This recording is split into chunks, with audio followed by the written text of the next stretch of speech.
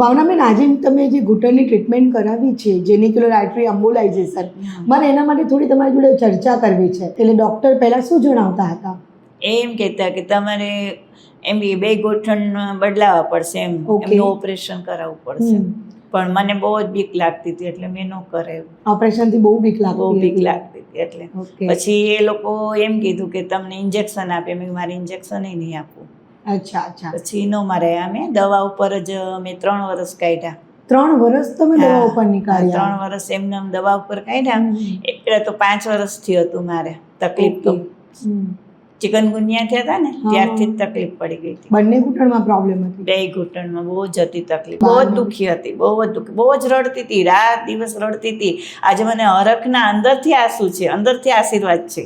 હું આંસુ પાડી નથી શકતી પણ અંદરથી મારા આશીર્વાદ છે કે સાહેબને, તમને બધાને, મારી ટીમને, એમના ટીમને બધાને ભગવાન સુખી રાખે, ખૂબ ખૂબ આગળ લાવે.